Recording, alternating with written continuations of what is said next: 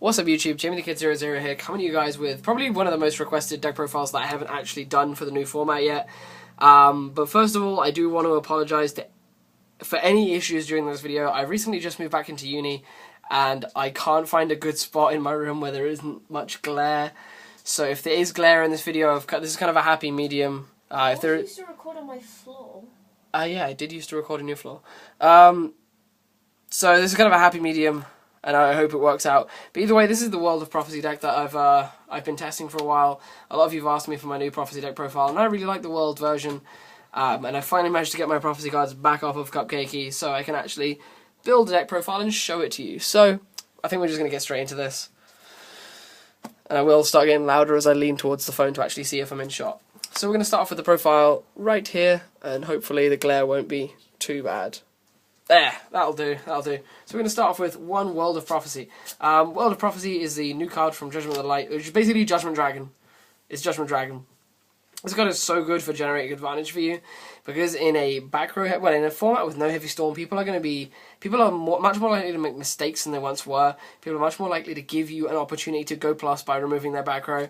And in a deck like Prophecy, where you can abuse Spellbook of Wisdom, it's incredibly powerful to have a Judgment Dragon-like card. Even if you don't end up using its destruction effect, the fact that it's able to add you 2 spellbooks out of the graveyard is incredibly powerful, because you're usually only going to be summoning it off of 1 card. So you're going +1 off of its effect, and you've got a 2900 beta. There's a level 9, which is very important because it can't be stolen with mind control and things like that very effectively, because there aren't many things that your opponent can make using it. Which is something that I haven't seen anyone talk about, but also the fact that it is level 9 is really, really awkward. Continuing on, we're then playing the old favourites in the form of 2 High Priestess of Prophecy. You don't need the third. Like, I've been testing the third, and I'm thankful that I didn't like the third, because I only have 2 now, so the third was a bit awkward. Then the 3-book Magician. You've got to play 3-book Magician, because Stratos is banned, and we still have a Stratos for this deck, so that's a thing. We're then playing the old faithful card of 3 Temperance of Prophecy.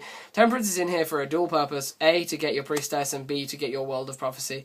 You'll almost always initially try and hold this card until you can make a really beastly World of Prophecy play, but in other situations this card can be used to make an easy Priestess straight from the deck to help you deal with problem cards, because Priestess has an incredible removal ability. We then play 1 Justice. The 1 Justice is in there. You don't really need it that much. When you find it, it's cool, but you don't find yourself wanting it. It's just an accessory, really, to kind of get to what you want to get to. And then finally we play 1 Tsukuyomi. This is something I haven't seen people playing, but I really like this card in the grind game, and Prophecy is a grind deck, so I really like the power of Tsukuyomi. It puts in so much work for me. It's just something that I don't see myself cutting very soon. So that is the monsters. I think it's about 12. So for the spells, we play... This is going to be the long part. Play 3 copies of Spellbook of Secrets. Spellbook of Secrets, best card. You don't have to continue on, really. It's just the best search card in the deck. 2 Spellbook of the Master, because 3 is far too many. It's just used...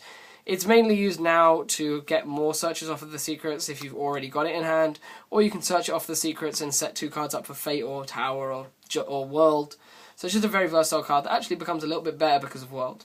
We then play 2 Grand Spellbook Tower. This card is the reason the deck is still afloat. It basically just lets you grind really, really effectively against decks that can't grind as well, so you're only going to lose to dragons. So it's just a really powerful card that allows you to grind. The best response card in the game, 2 copies of Spellbook of Fate. Fate is still an incredible card. You still generate loads of advantage in this deck, and you generate loads of cards in the grave in this deck, so 3 Fate is incredible. Continuing on, we then play 3 Spellbook of the Crescent. Because we don't have Judgment anymore, we're much more likely to make a play that puts 3 books in grave, so we really want to have the 3rd book to make Fate live, and this also increases your consistency in your opening hand. And because of the fact that you grind a lot harder, you remove cards from play and have less spellbooks in your graveyard than you used to because of Judgment. This card is a lot more versatile, and you can play it mid-game, late game, because you can remove stuff from your graveyard. And otherwise, it's discard fodder for your Phoenix Wing Blasts, and it's just really, really powerful. It's actually better now, like, surprisingly. And then play 2 Spellbook of Eternity. You need 2 Spellbook of Eternity now because you're banishing cards a lot more. And this is almost like a pseudo, like mid-game, this is a pseudo Spellbook of Secrets. Like, you can banish loads of things and then just have them in the grave, in the banish zone as accessories. Like, yeah, as a kind of like a secondary deck that your Spellbook of Eternity can get you into. Then for the one-offs, I play one Spellbook of Wisdom. I was playing two, but so many games have so little backrow now. Having the one Wisdom as a deterrent is enough. You hardly ever need the second one, and it's so recyclable with Eternity and Tower. You're almost never going to need another one. I then play one Power. Power is in there for when you need it. You hardly ever need it, really.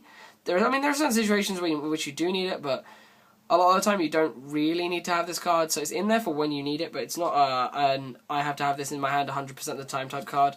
And then finally, for the last Spellbook, I play one Spellbook of Life. I should be playing two, but I only have one, so I would vastly recommend to anyone playing this deck to play two, but I only have one. This is so good. This basically is your win condition with World. If you have World Engrave, because you've Wing Blasted it, or it didn't manage to get off or win you the game before, if you life it back, you're golden. So life is very, very good. And it's incredibly versatile with like the Veilers you play in the side deck by allowing you to make big synchro plays and things like that.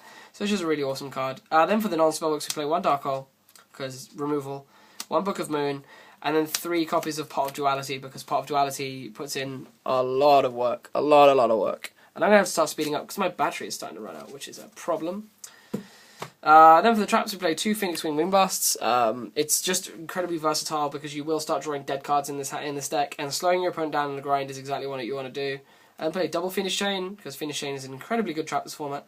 2 Mirror Force, because we don't have very many cards that make you go +1 in this deck, so especially like against your opponent's plays, so this card can really create some massive shifts in board presence. I then play one Compulse, because Compulse is incredibly versatile, and then one Solemn Warning, because it's one of the it's so hard to respond to.